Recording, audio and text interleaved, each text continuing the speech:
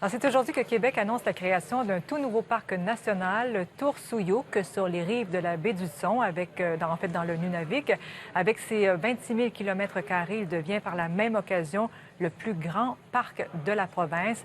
Le journaliste à l'émission Découverte, Jean-Pierre Rogel, est un des rares chanceux à avoir visité ce parc. Bonjour Jean-Pierre. Bonjour. Alors donc, vous avez fait un magnifique reportage à Découverte à ce sujet. Parlez-nous de la valeur écologique justement de cet espace immense.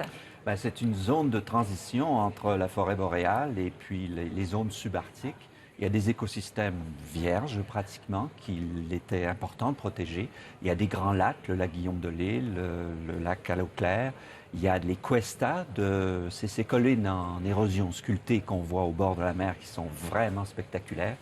Et il y a la rivière Nastapoca avec de très belles chutes. Et ça veut dire qu'on va pouvoir y accéder, Oui, si on a les moyens probablement. c'est ça. Alors, ça reste un peu au nord, mais Oui. ça va se développer petit à petit quand même, hein. Oui. Là, on annonce la création aujourd'hui, mais il faut avoir des installations et tout ça, et ça va venir progressivement. Oui. On peut penser que c'est facile de faire un grand parc dans des zones nordiques, mais au contraire, ça a demandé beaucoup de travail, beaucoup de concertation Ouais. aussi.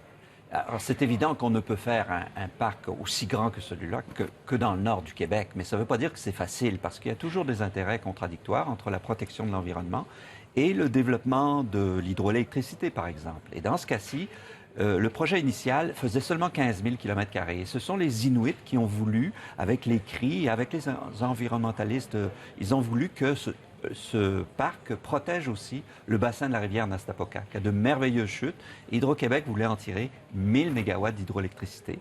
À la fin donc d'un processus très long de discussion, de négociation, Hydro-Québec a renoncé à son projet d'harnachement de la rivière Nastapoca. Et voilà qu'on protège 26 000 km². C'est 50 fois la superficie de l'île de Montréal ou 3 fois Anticosti. Incroyable. Donc, c'est aujourd'hui que Québec, justement, annonce la création de ce parc. Je vous remercie beaucoup, Jean-Pierre, d'avoir été avec nous. Merci. Plaisir. Au revoir. Merci.